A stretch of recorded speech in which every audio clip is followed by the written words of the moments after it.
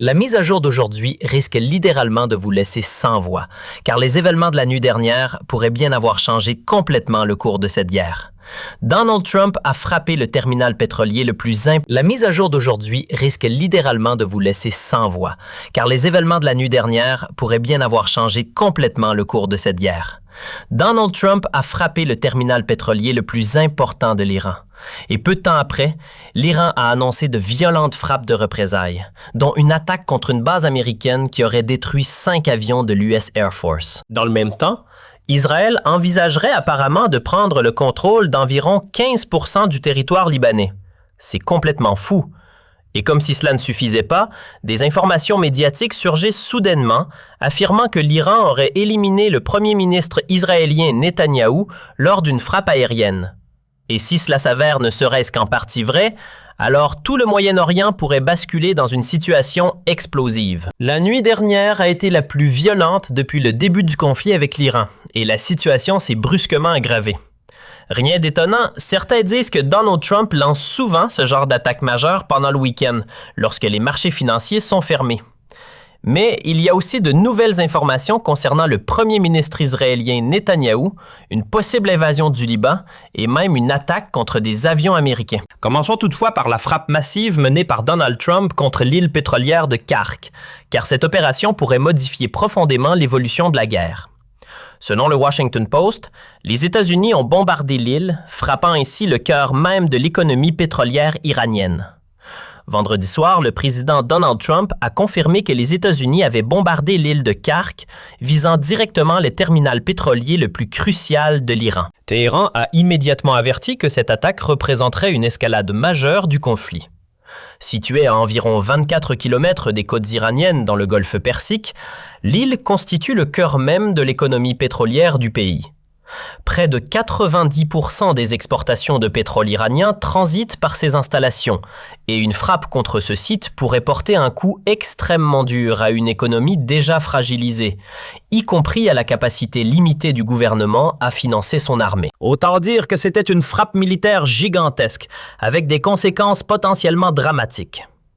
Car ce que Donald Trump et certains médias occidentaux présentent maintenant comme une immense réussite pourrait en réalité bouleverser l'équilibre mondial. D'autant plus que l'Iran avait émis un avertissement très clair peu avant le bombardement. La chaîne Al Jazeera a rapporté que, selon un porte-parole, l'armée iranienne frapperait les infrastructures pétrolières liées aux États-Unis si ses propres installations étaient attaquées. D'après des médias iraniens, ce même porte-parole aurait déclaré que toute attaque contre l'infrastructure pétrolière iranienne entraînerait la destruction complète des installations énergétiques des compagnies pétrolières de la région possédant des intérêts américains ou coopérant avec Washington. Autrement dit, la menace était claire et sans ambiguïté. Les autorités iraniennes avaient déjà promis une riposte massive si Donald Trump s'en prenait aux installations pétrolières du pays. Et c'est précisément ce qui vient de se produire avec l'attaque contre l'île de Kark. En quelque sorte, Trump a ouvert la boîte de Pandore et désormais, l'Iran semble déterminé à riposter. Peu de temps après, l'Iran a lancé sur Israël l'un de ses puissants missiles Khorramshahr de 4e génération. Les conséquences semblent catastrophiques. On ne sait pas exactement ce qui a été touché. Peut-être un dépôt de carburant ou un entrepôt d'armes, mais l'explosion paraît d'une violence extrême, et ce genre de scène pourrait malheureusement se répéter. Et ce n'était apparemment pas la seule opération de représailles de la soirée. L'Iran aurait également frappé une base américaine en Arabie Saoudite où 5 avions américains auraient été détruits. L'agence Reuters a rapporté que 5 avions ravitailleurs de l'US Air Force avaient été touchés lors de l'attaque iranienne contre l'Arabie Saoudite. Selon le Wall Street Journal, citant 2 responsables américains, ces appareils auraient été frappés et endommagés au sol sur la base aérienne Prince Sultan. Pour l'instant, aucune information précise n'a été donnée sur l'ampleur des dégâts causés aux avions par l'impact des missiles. Au moins, il n'y aurait pas eu de victimes, puisque les avions ravitailleurs se trouvaient au sol et n'étaient pas occupés au moment de l'attaque. Malgré cela, l'opération est présentée comme un succès important pour l'Iran, Et, pour certains observateurs, elle montrerait une nouvelle fois à quel point Donald Trump aurait sous-estimé les capacités iraniennes. Quoi qu'il en soit, cet épisode prouve que les États-Unis ont été touchés directement et que la situation militaire pourrait devenir encore plus tendue dans les jours à venir. Mais ce n'est pas seulement l'Amérique qui a subi des coups durs hier. Israël aussi aurait été frappé de manière particulièrement sévère. Selon plusieurs informations relayées par les médias, l'une de ces frappes aurait même été si critique qu'elle aurait atteint le premier ministre Netanyahou lui-même.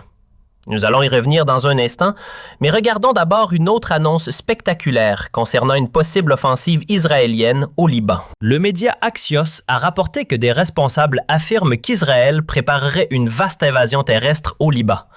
D'après ces sources, l'objectif serait d'élargir considérablement les opérations au sol afin de prendre le contrôle de toute la zone située au sud du fleuve Litanie et de démanteler l'infrastructure militaire du Hezbollah. Sur la carte qui circule actuellement, on peut voir la zone au sud et au sud-est du fleuve Litanie que l'armée israélienne envisagerait de transformer en zone tampon.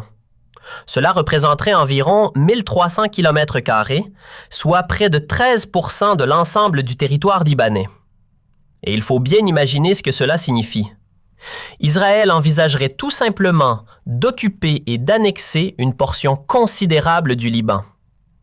Beaucoup jugent cela complètement incroyable. Ensuite, certains médias occidentaux s'étonnent que de nombreux pays du Moyen-Orient critiquent fortement Israël.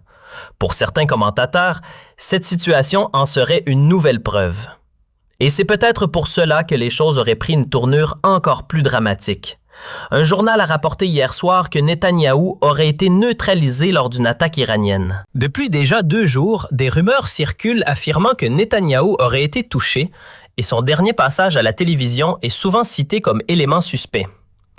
Dans certaines images de cette apparition, on aurait remarqué quelque chose d'étrange. À certains moments, Netanyahou semblait avoir 6 doigts.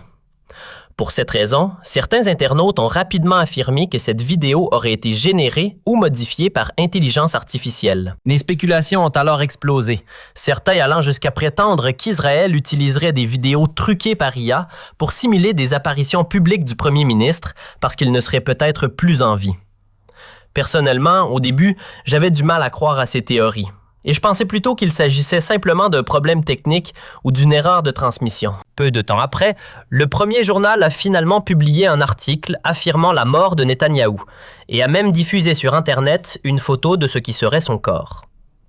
Plusieurs médias iraniens soutiennent que le premier ministre israélien aurait été tué lors des frappes, tandis que le silence des autorités israéliennes ne fait qu'alimenter encore davantage les spéculations. L'agence de presse iranienne Tasnim a notamment provoqué une onde de choc internationale avec une information non confirmée affirmant que Netanyahou aurait été tué ou grièvement blessé lors des dernières frappes de représailles. Son absence prolongée de la scène publique depuis plusieurs jours, l'annulation de messages vidéo et le report soudain de la visite d'un haut envoyé américain ont encore renforcé les rumeurs. D'autant plus que les responsables israéliens n'ont pour l'instant fait aucun commentaire officiel. Parallèlement, une image a circulé montrant ce qui serait Netanyahou extrait sans vie d'un amas de décombres. Cette photo en particulier m'a profondément choqué, et je voulais absolument savoir si elle était authentique ou générée par intelligence artificielle. Les médias occidentaux n'en ont pratiquement pas parlé, mais cela ne m'étonne pas vraiment, car ce type d'information extrêmement sensible n'est généralement pas confirmé immédiatement. L'Iran lui-même avait agi de manière similaire en annonçant seulement plus tard la mort de son dirigeant Khamenei. J'ai donc fait analyser cette image par 3 outils différents de détection d'IA, et tous sont arrivés à une conclusion similaire. La probabilité que la photo soit réelle se situerait entre 95 et 98%. Honnêtement, je reste très partagé face à ces résultats. Si ces informations s'avèrent exactes, nous pourrions être face à la plus grande escalade au Moyen-Orient depuis longtemps. Une attaque contre le centre pétrolier le plus crucial de l'Iran, des représailles iraniennes visant des avions américains, une possible invasion du Liban et, en plus de cela, les rumeurs concernant la mort de Netanyahou. Autrement dit, la situation pourrait devenir explosive à tout moment. C'est précisément pour cela que votre avis m'intéresse. Pensez-vous que ces images soient authentiques ou s'agit-il simplement